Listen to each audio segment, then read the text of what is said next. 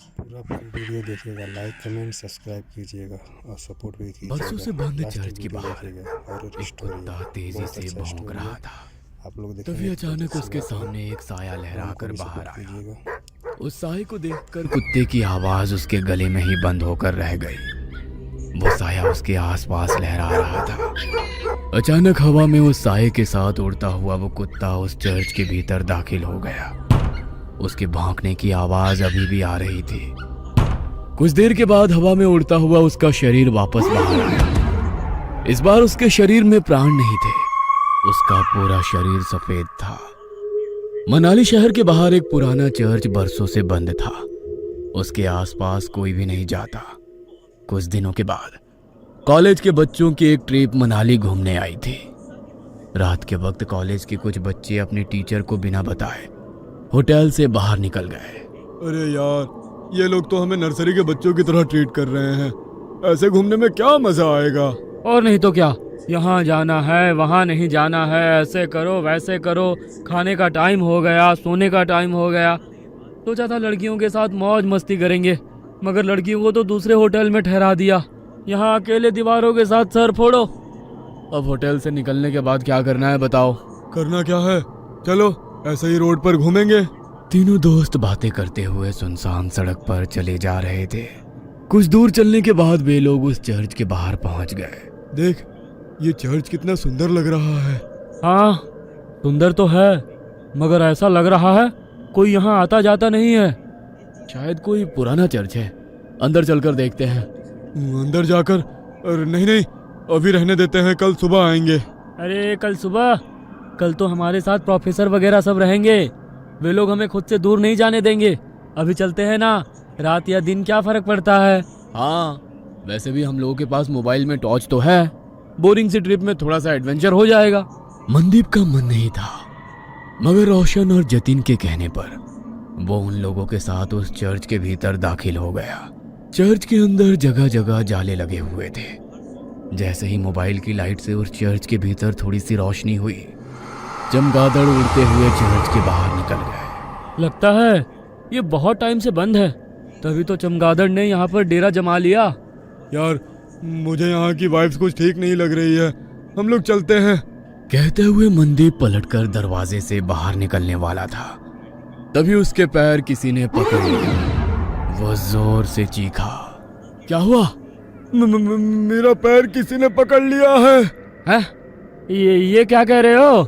कहते हुए उसने अपने मोबाइल का टॉर्च मनदीप के पैर की तरफ किया तो वहां पर रस्सी थी। उसे देख दोनों हंसने लगे। तेरा मन नहीं था ना आने का, इसलिए तू रस्सी से भी डर रहा है। कुछ नहीं, अंदर चलकर देख, यहाँ का आर्किटेक्ट कितना अच्छा है। कहते हुए वो उसका हाथ पकड़कर उसे अंदर ले गया। वे तीनों चर्च घूम ही रहे थे कि अचानक चर्च की लाइट जलने बुझने लगी। अरे, यहाँ पर लाइट कैसे आ गई? मुझे कुछ ठीक नहीं लग रहा, हम लोग यहाँ से चलते हैं। कहते हुए वो अपने दोनों दोस्तों के हाथ पकड़कर दरवाजे के पास गया, मगर अचानक ही दरवाजा बंद हो गया।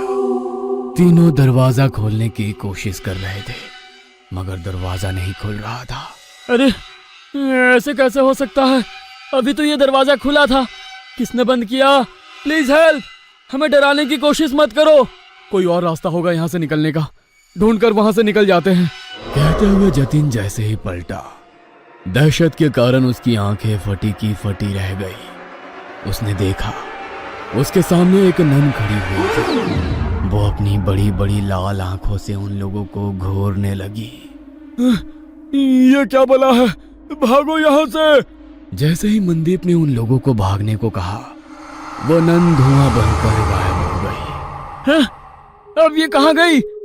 रोशन और मनदीप उसे इधर उधर ढूंढने लगे। तभी अचानक उन्होंने देखा कि जतिन जमीन पर रेंग रहा था।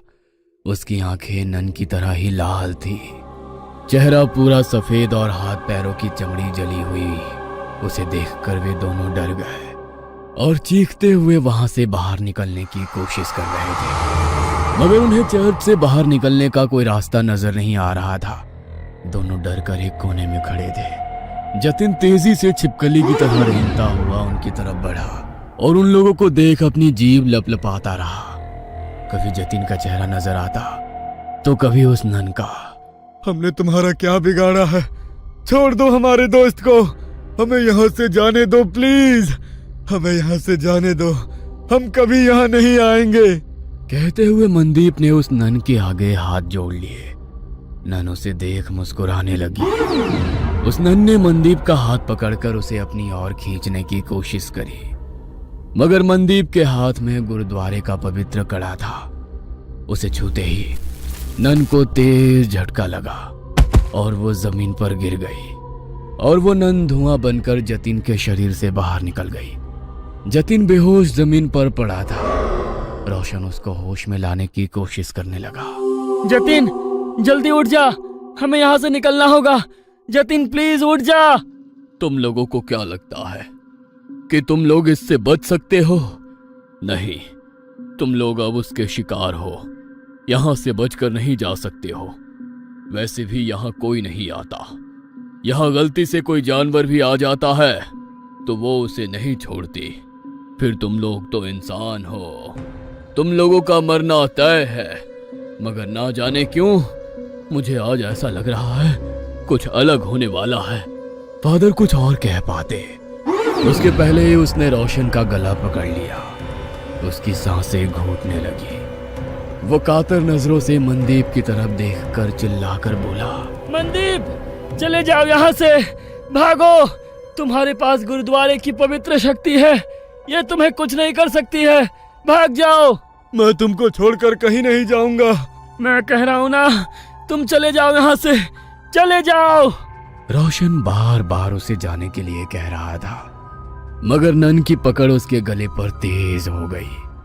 उसके नाखूनों से उसके गले में गड्ढा हो गया।